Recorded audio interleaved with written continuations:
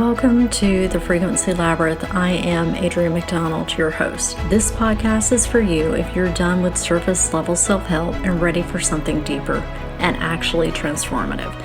Around here, we work with ancient wisdom, human design, gene keys, and shamanic practices, not as knowledge to collect, but as tools to live by. This isn't about one size fits all. It's about learning to work with your energy, your design, and your life. This is about integration and embodiment. We go deep here with ancient wisdom, practical integration, so that you can develop ironclad self-trust. Let's get into it.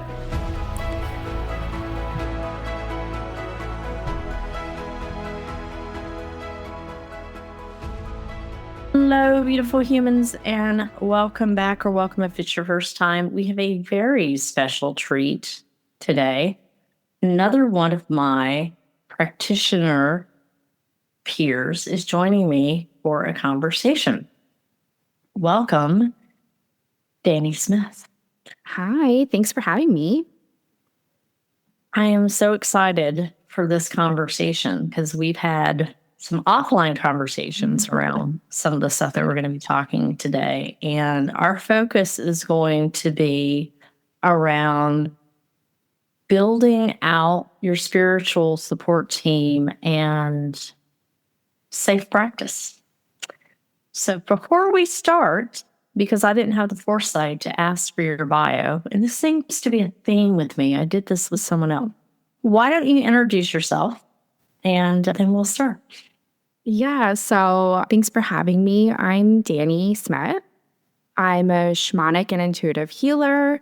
I obviously studied with Adrienne, which I'm so happy that we got to know each other. Yeah, I really love to focus on kind of the cycles and seasons within. So focusing on our inner landscape, what does that look like? Learning to trust ourselves. And a lot of the topics that we are probably going to discuss today is a huge part of my practice as well. Excellent. What drew you first to shamanism, specifically Celtic shamanism? And did you start with Celtic shamanism or did you come into it later? So Celtic shamanism was not my initial. I like to say I have a little witchy side to me as well. So when I got into shamanism, it was more of the totalic Aztec side of it all. And studying the roots of that and more of the structure of shamanism. I really kind of just felt that it was a little too rigid for me in some of its practices, beliefs, and while there's a great foundation to it all, I felt that there was more and there was a bit of a shift that I needed to make. And shamanism was just one of those things that felt different and embodied to me. Something felt just so attainable. It was almost like a call and a pull to kind of do it. And the Celtic shamanism specifically, so I have a little witchy side I like to kind of say to it all. And that's something that I think throughout my whole life, I really just loved the Celtic culture. It's something that naturally, as a kid, King Arthur and all of those amazing stories were such a big part of my life.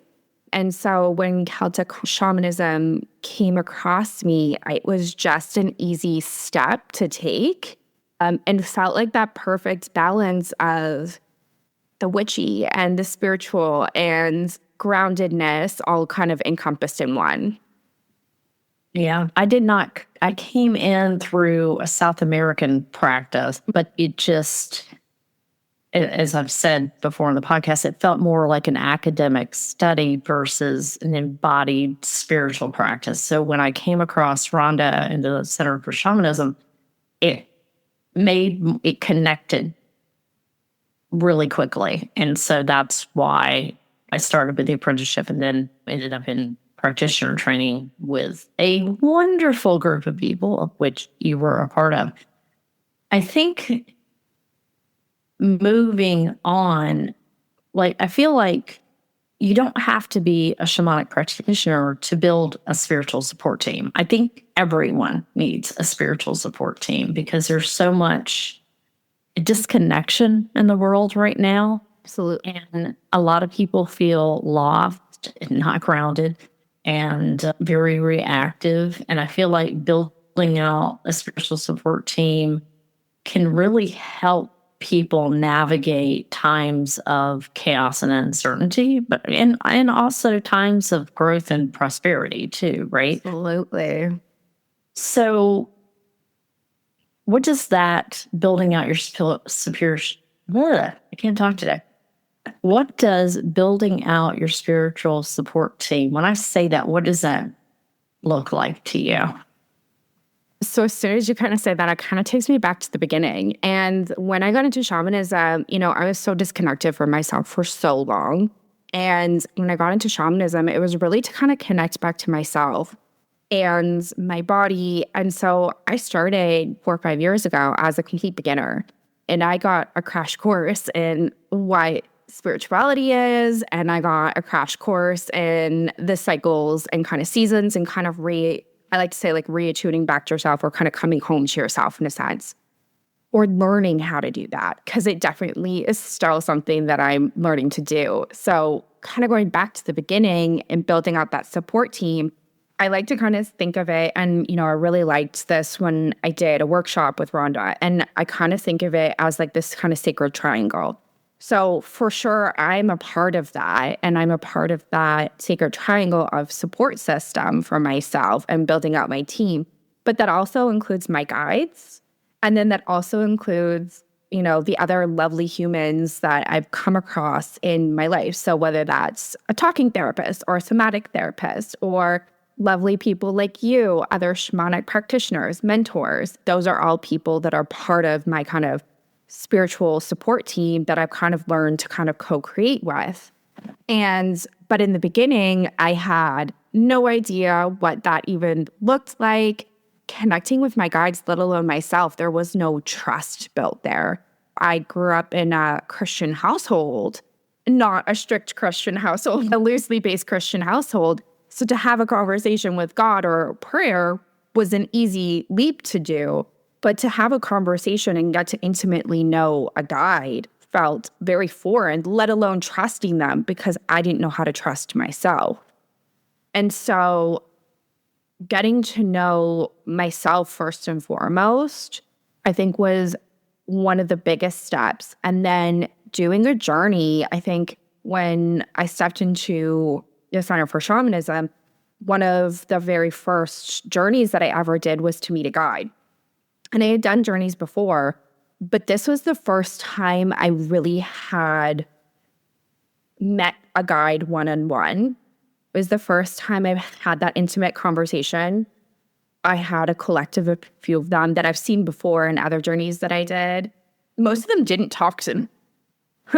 Most of them barely looked at me, and it was a lot of just me asking questions. And I think that was kind of a huge aspect of it, was learning to kind of trust my gut on it, learning the safety of it. I really like in the beginning when you're really new, asking if you're a guide 3 times. It really helped me keep things clear.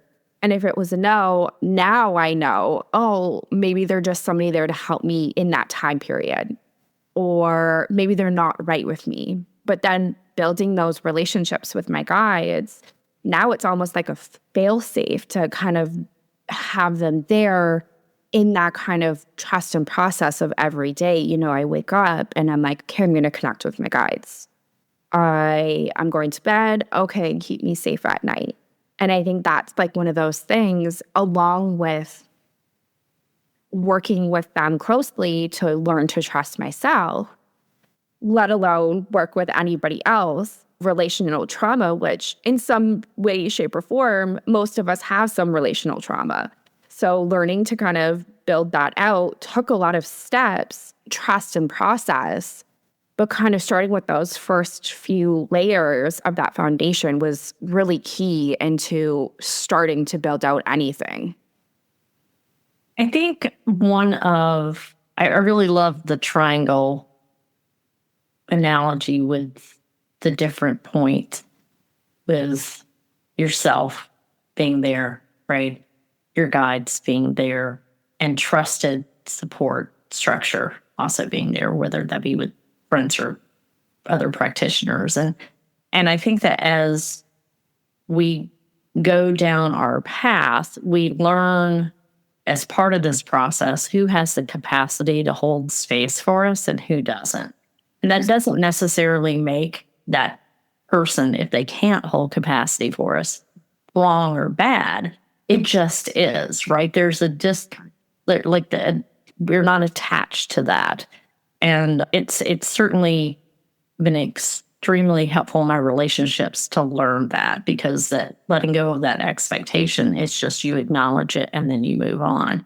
I was like, okay, all right, you're just not part of that particular part of my life in that team. I feel like a lot of people, when they hear about any sort of flavor of shamanism, assume that when you're interacting with your guides, you have to be in shamanic journey. And that's not accurate. Like, I find a lot of guidance when I'm taking walks outside in nature.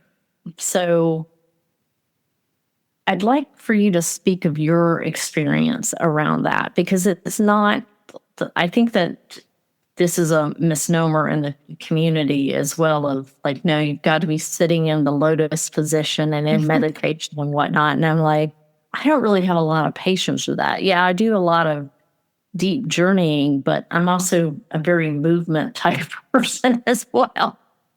Yeah, for sure. I think, it's really funny because my guides have been urging me to do so much more meditation lately, which is definitely testing my patience for sure and expanding my comfort zone. So I think the thing for me, I think all along, it's always been these kind of short, simple tools. I'm a mom of 3. I'm very busy. My mornings are busy. That doesn't always mean that I have the energy to wake up early and sit there and do a 45-minute meditation, or that I have the time to stop in the middle of my day and do a breathwork session, or get time to go and sit down for hours and pour into a journal. It's just not a part of my routine that I'm able to do. So I think one of the things for me is kind of finding these kind of quick connections throughout my day.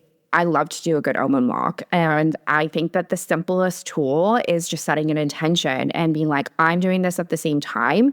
If I'm going out and I'm walking my daughter, cool, this is my intention. I need to clear my head. I'm doing this while I'm walking my daughter. Any signs, symbols, things that I see along my walk, I can kind of incorporate and kind of learn those metaphors or symbols that my guides are speaking to me through nature. Other things of like, I worked a lot on the mental space for me and clearing that out.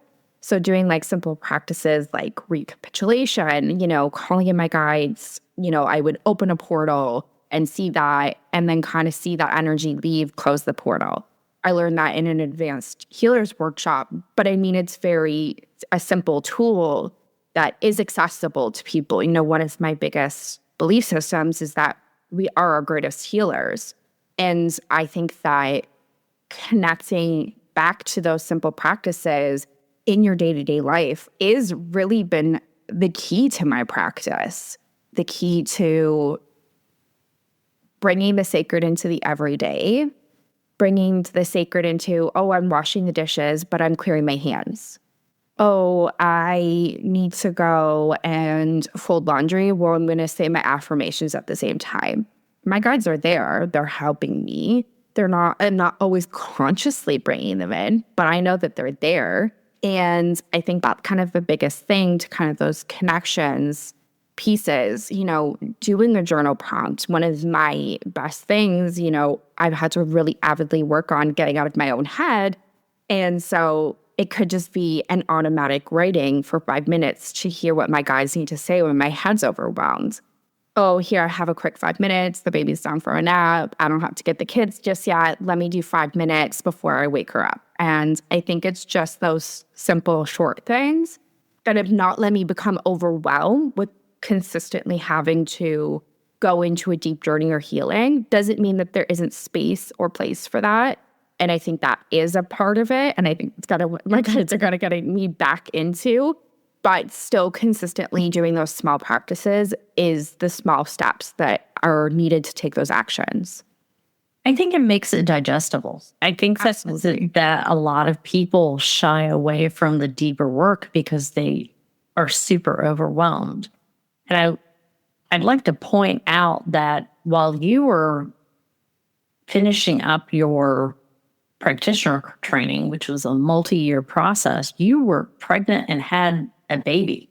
So you're living proof that you can create a deep, spiritually led life with a lot of things going on. And it doesn't have to be complex. It can be very simple, but incredibly meaningful. And that, honestly, I think is the real truth and magic in the process, because that's more sustainable. A lot of this other stuff, like, oh, go off to these pilgrimages or retreats and everything, they're great and they have their place.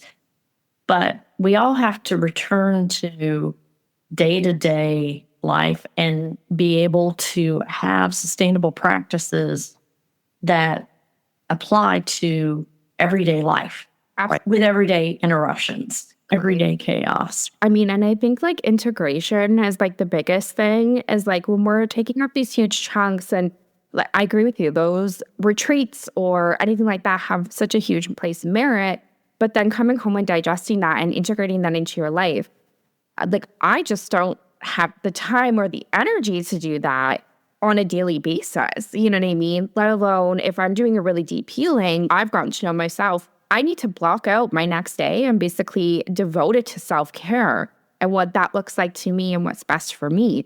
And doing that with 3 kids also means that, cool, mommy gets an hour here, and then mommy gets an hour here, and then mommy gets an hour here. And mommy's going to be doing this. I might be vegging out and watching my favorite rom-com. It may mean I'm making a meal that I want.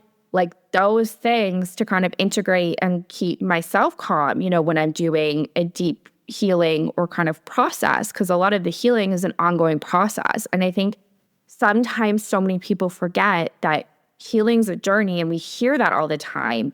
But in practicality, it means that you're living your life. You're living your life and you are this spiritual being having a human existence. And so often we forget, hey, I'm human. Hey, I make mistakes. Hey, I have a day-to-day life. Hey, I got a 9 to 5. Hey, I got to go do this. And it's okay to break it down into these snippets. And I feel like not integrating or having that time, because for so long I didn't understand what integration was. And it's like, To ask you, what does that mean to you? yeah, like for How do you so long- know when you've embodied a healing? Yeah, so I am one of those lovely people where I kind of get a crash course where I feel really great after I do a really good healing for about 2 to 3 days. And then the crash comes down and all the stuff decides to come through. It doesn't mean that the healing hasn't taken place or hasn't taken root. I almost think of it kind of like a little sapling or seed that's there, or something that's kind of like popped through. And when I have to go and integrate something, it took me such a long time to understand that it isn't about constantly thinking things through and what's the next step. And sometimes I think the best course of action is actually non-action, is one of my favorite things to say. And so it could mean making a meal that feels really good to me. It could be taking that 5-10 minutes in my bath to connect to my guides. It's those moments of rest that are needed to actually let everything land. And I find that for me, most of my healings take about 4 to 6 weeks to feel like they've landed. I'm like, oh, wait, I did that about a month ago. Now I can see it showing up in my internal world. Oh, now I can see this bits and pieces. And it's not always about chasing it and chasing, oh, give me all the answers. Because I feel like that was one of the biggest mistakes that I made in the beginning, was I was constantly butting up against trying to have all the answers, do all the healing, do all the things. And while that's great for the Healing Olympics, that was not realistic for my day-to-day and led me to such burnout. I think that chasing the answers leads to maybe some temporary relief, but not integration. And I think that we all or most of us start out that way, that, oh, if I get this piece of knowledge, if I do this particular healing, then it's going to quote unquote fix. It's going to be the thing, right? And at some point, when you continue to do this work, you realize there is no one thing. If there is a one thing, the one thing is that this is an ongoing process and that there's just layers and that there is no ending. It's just part of being in this body and in this lifetime. And that's okay. There's grace in accepting that. I think one of the things that I've really been working on lately is kind of defining the ending. And I think that's really interesting because sometimes I feel like, especially for me, it felt like, oh, I'm never going to reach these goals or these desires or these dreams. So I think for me, the continuation of that path is actually just all the tiny baby steps. And defining the goal that I'm trying to reach, like even something for me, like I was like, well, how do I know I've healed from that? And like it used to be like, oh, well, it doesn't exist and it never happens. The nervous system doesn't work that way. And your body doesn't work that way. And life doesn't work that way. And I think it's about, like, for me, is kind of shortening that gap between those reactions instead of reacting, kind of being in this kind of non-reactive state to kind of witness these things, or being able to have that and move through it in a way that, you know, I have this part, and I think most people do, especially when they experience like trauma, is that sense of urgency. Oh, I need to heal this. I need to fix this. I need to do this. And we come like from our society. And it's like, if we're not doing X, Y, and Z all the time, right? And that's where that integration piece of that rest and relax and digest comes in. But at the same time, if I know that I'm taking tiny actionable steps every day towards this is what healed looks like for me. Healed looks like that I'm able to take this and put it back on the shelf and know that it's okay there and that I don't have to change it because it's there. And that's okay.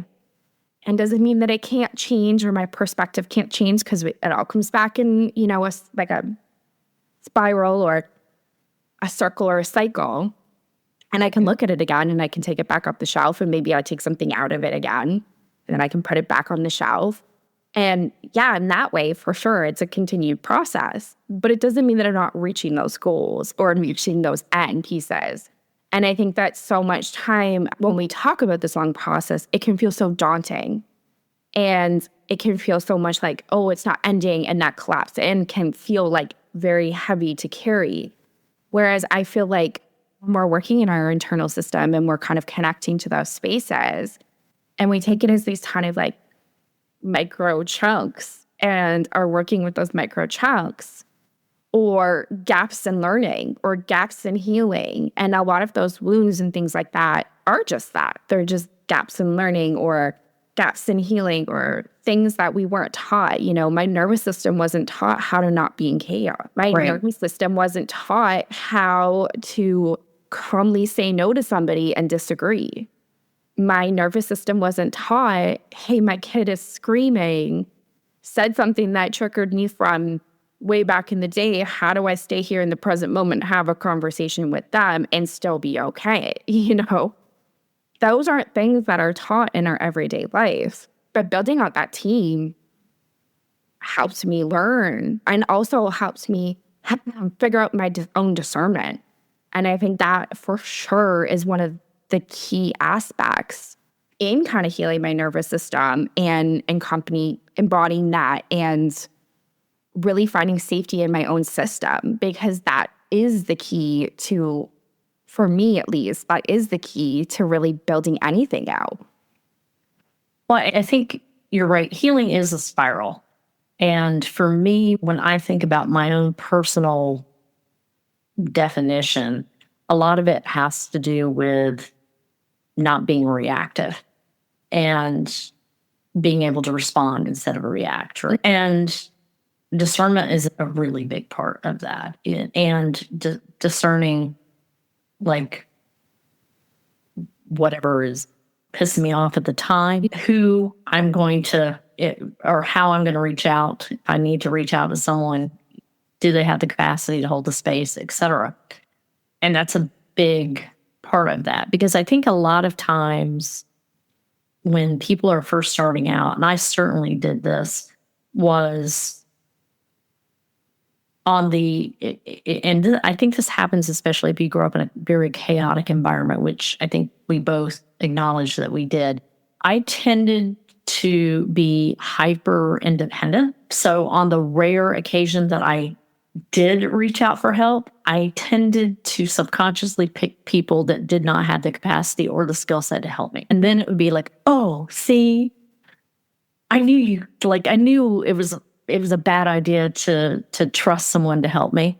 Yeah, using that as evidence against yourself, right? Yes, right? Like it's that shit spiral, if you will. But I think that's one of the great things about building out a spiritual support team, is because they've got your back no matter what. Like you might get some information that you really need, but you don't want. But there is no lack of capacity, because that doesn't exist from a spiritual support team. Yeah. Yeah, I agree with that, like 100%. And, I think that's really funny too. Like, there are people that I have to reach out to. You said you were hyper independent. I was raised codependent, and I was raised hyper independent in certain areas where I excel and thrive, which it was really easy to miss the codependency. It was really easy to miss all that stuff, because it's like, oh, well, look, she's doing this and she's doing this and she's got her life together here. And on the surface, it looks great. But then underneath, I'm freaking out because I'm like, can I do this? Can I validate myself? Am I capable of this? And it's all those internal systems that like haywire going on, that when, shit hits the fan, you're like, can I actually do this? And I reached that breaking point and it all imploded on me. So the proverbial clearing out of all of somebody else's gunk and learning to be independent on my own was, and still is, a journey that I'm taking. And I could not do that with my guides. And having those key people, and I think kind of seeing the flags in people, this person reminds me of my mom. And for me, like, that used to be something I gravitated towards. Oh, they're really authoritative. Oh, they're really powerful. Oh, they can tell me what to do. Oh, they can break this down in a way. But it didn't leave room for me to actually hold space for me. So those are the people that now I'm like, wait, those are my red flags. Whereas I've built a whole set of new people. And sometimes it's telling that inner part that wants to be like, oh my God, I want this so bad. Being like, we don't do that anymore. And that's just not what we're doing. And to me, like, that's what the discernment looks like. It's like actively making a different choice and continuing to actively make a different choice and kind of trusting your gut that, hey, we're not in there anymore. We're not in that space anymore. This is your person. And it naturally starts to build out that way, where you just start to let go of some of those things.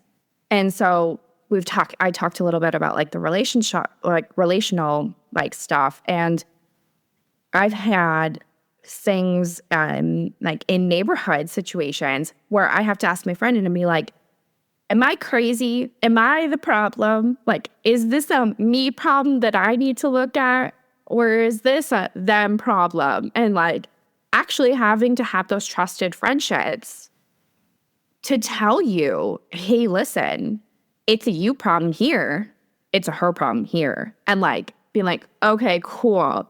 Let me look at this. How is this relating to old friendships or dynamics that I used to be codependent with? That's my nugget that I need to deal with. The rest of it's not a me thing. And that's okay. And I can let that go. And I used to not be able to let that go. And that took a lot of learning, understanding, grace for myself, that even on my best days is still a practice for me. It's always practice. So let's pivot and talk a little bit about safe space and safe practice. Because I think that one of the challenges I see in the spiritual practitioner industry, for lack of better words, is And I'm using that term very broadly. I'm talking about shamanic practitioners, readers, intuitive healers, all the things, right? If you're in the healing arts, is this. I always, whenever I'm at a convention or whatnot, and they have a group talking about this sort of the things, I always find it curious how bringing up what safe practice is almost never brought into the conversation, which I find curious because it's so foundational in the training that we had that I wonder, and I've had conversations with different people, and it's something that they sort of cock their head to the side a lot of the times. I'm like, well, how do you set the space? How do you, make sure that you're creating an environment that is only for the highest good, right? Mm-hmm. So there's a lot of different ways of defining safe practice. It can mean a lot of different things, but how do you define it? How do you set it for yourself? And also when you're working with people, what does that look like? Yeah. So I think one of the biggest things that I was ever taught was kind of those 6 basic principles. That's my guideline for everything. And that is opening and closing space, always. Whether that is I use a tool of a candle or clearing my space out, whatever that is. I do that for myself and my clients. That is just an automatic given. I will open my space. I will call in my guides, specifically who I feel needs to be called in. I have my basics that I always call in. If I'm working with a client, sometimes intuitively an element will come in or something specific to the client will come in that I do when I'm doing that. And then I set an intention. And that is also the clear guideline of exactly what will happen, what the healing that will be taking place, whether it's for myself or a client. And it always is relatable back to when you're doing your healing, which I think is the biggest and easiest thing. If you're not setting a clear intention, then everything's muddled and anything can come in a sense. And that's just how I view it, is that you're kind of leaving an open door to something that doesn't need to be there. So setting that clear intention and kind of opening that concrete space. When I work with clients, I set myself aside, set my human aside. Sometimes my human's there and wants to say something, and it's not coming from me, it's coming from spirit. So I have to really be that hollow bone. And that took a lot of practice of setting the human me aside that wants to say all these things, or is shown as simple, or is clearing something and wants to have a mini meltdown. But I'm doing the work and this is what's coming out, and that's good enough. You know what I mean? And that's what needs to come through. Not mixing it with my ego that wants to have the meltdown. First and foremost, I think really using the practice of trusted guides, really getting to know your trusted guides is a huge element in that safe practice, and really learning to discern your own messages, I think, is also a really huge part of that kind of safe practice as well. There is so many times when I have taken things literal and had an actual meltdown, and I have to remember, and still I have to remind myself, oh, wait, this is metaphorical. Oh, wait, my guides aren't going to give me all the information. Cool. I hate that sometimes, and that's okay to hate that sometimes. But it allows me to kind of lean back into myself and trust that intuition as well. I think that that's a huge part of kind of safe practice as well.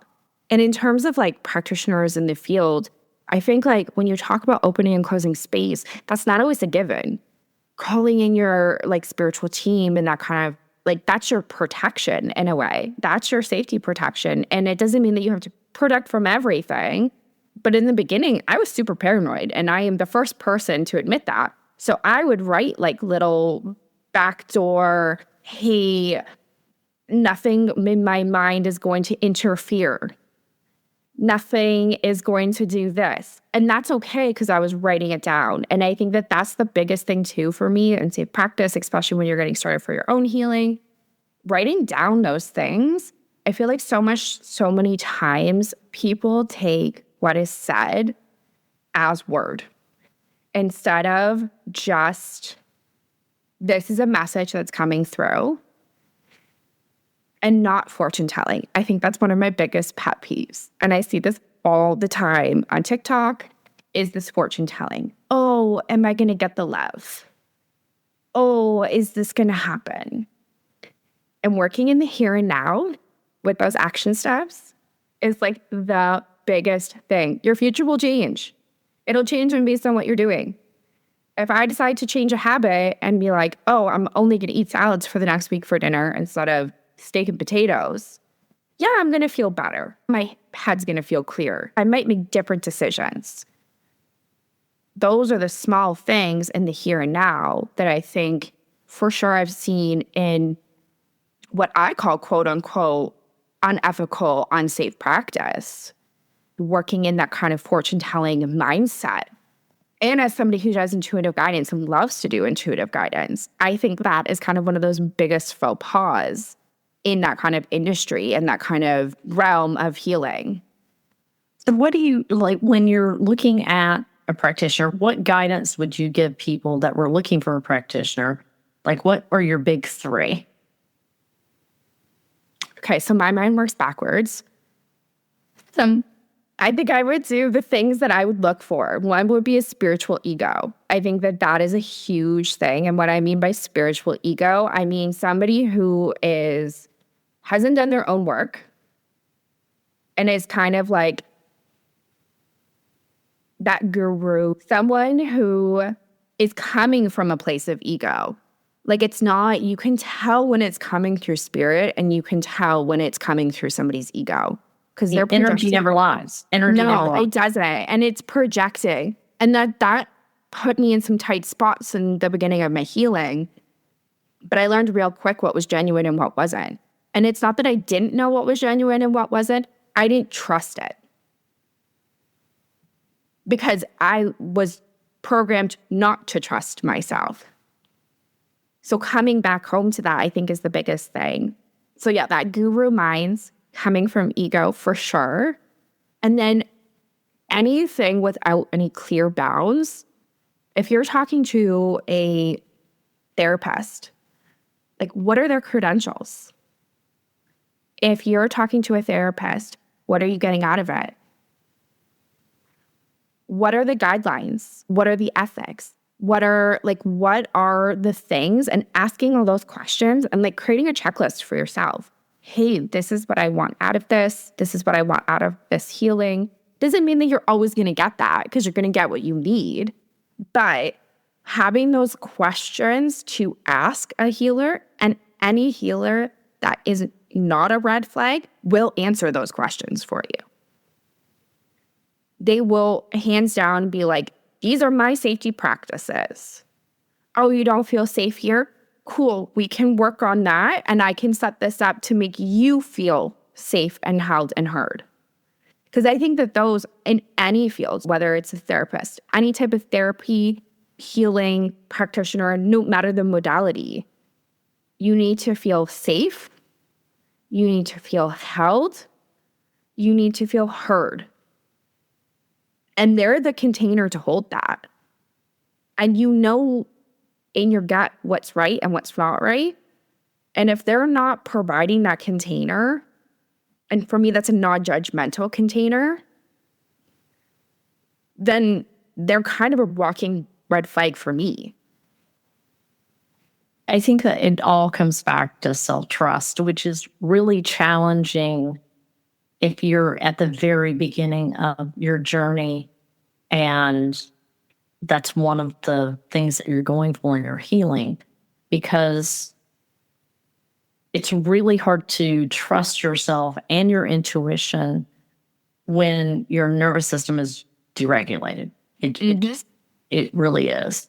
Mm-hmm. But what I tell people is, think of a moment in time, just one moment where you knew and really go over that moment over and over again and feel what it feels like in your body. And then that is what you're looking for. I also think one of my red flags around practitioners is if they say, you got to do it my way. Yes. Oh, thank you. I'm so happy you said that because that flipped my mind. And that is number one. And I give myself grace, and I give grace to anybody who has been in a situation for sure when they have not trusted their intuition on the right therapist, the right practitioner. And for me and the beginning of my journey, I was re-traumatized to a lot of my trauma because I did not trust the right practitioner and I did not see the flags. This is what spirituality is. This is what your symbolism means. This is what this means. And it was like this cut and dry, rigid point of view of spirituality, of healing, of doing any sort of modality with all these kind of unwritten rules. And so you feel like, as somebody who was raised codependent, let me go be the person that jumps all the hoops and does all the things, but I'm doing it right. But why do I feel so miserable? And the other side of that coin, I feel like, is I speak from a certain level of authority when I teach. And it doesn't mean that I'm wishy-washy. It doesn't mean that I think, and I think I say this enough on the podcast, and I definitely say it when I do workshops and whatnot. Take what resonates, leave the rest. There are many different paths to healing. You can find one. All I ask of people is, if something doesn't work for you, don't think that nothing will work for you. There's something out there that will help you. It's just a matter of continuing down the path. And it's also possible that you're not in a space for this one particular thing to help you now, but you may revisit it and it may work for you. I was just going to say that circle around, right? Healing is a spiral, right? And I feel like, because a lot of the tools that I use don't resonate with everyone. A lot of the tools that I'm actually trained in, the one that pops up most in my mind is the tapping. Yeah. I have a piece of paper saying I'm certified in tapping. I never use it because I don't resonate with it. I took the training, but it just didn't work for me at the time. Exactly.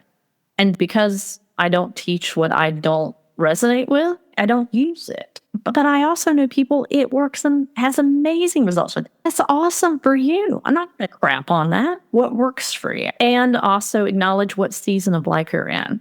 And season of healing you're in too. Because I feel like everything is such an arc in a season. Like some of those darker spaces that I was in, I'm no longer in those spaces. But that is a season of healing that sometimes I have to go back to heal and then come back to the center. And it's okay to kind of do that jump back and forth because it isn't linear.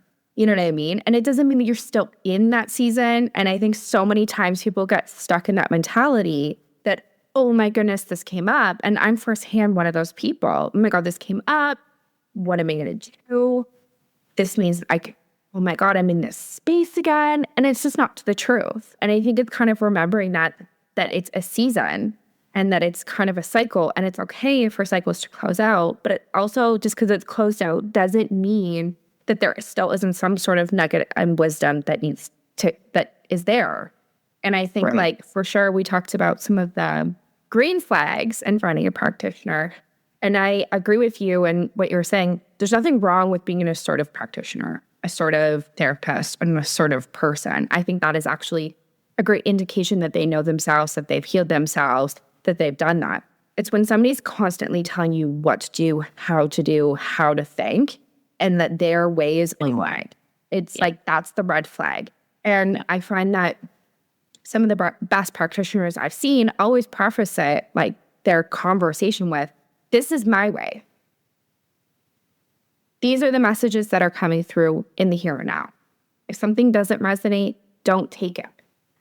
It's not that, oh, my intuition isn't wrong. My messages are never wrong. Right. Sometimes a message may not resonate until later, and that's fine. But telling me that it's never wrong when it deeply goes against everything you're feeling, that's the red flag.